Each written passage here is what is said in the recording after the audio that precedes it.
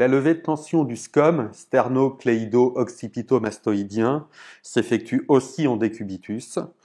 C'est le muscle qui est responsable de l'antépulsion, et vous pouvez bien le voir se dessiner ici, repos.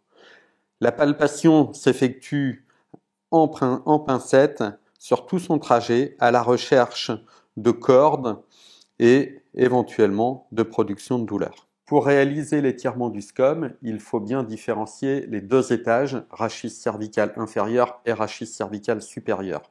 Dans sa physiologie, il produit une flexion de l'inférieur et une extension du supérieur. Dans notre étirement, il faudra donc produire plutôt une extension de l'inférieur et une flexion du supérieur. Il est globalement rotateur contralatéral et inclineur homo. Donc on va l'étirer en faisant une rotation homolatérale au muscle que vous voulez étirer et une inclinaison contro. Comme on ne va pas pouvoir mettre tous ces paramètres en même temps lors de l'étirement, nous allons choisir certains paramètres qui nous paraissent fondamentaux. On va commencer par la rotation et par la flexion du rachis cervical supérieur.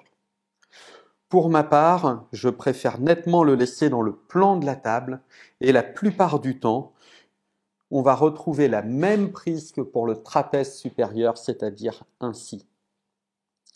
Sauf qu'au lieu d'appuyer sur le moignon de l'épaule, eh bien l'appui va se faire, cette fois, comme pour le scalène, au niveau du sternum et de la clavicule.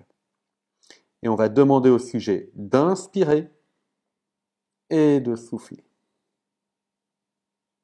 Encore une fois, et souffler. Et pendant le temps expiratoire, je majore l'étirement.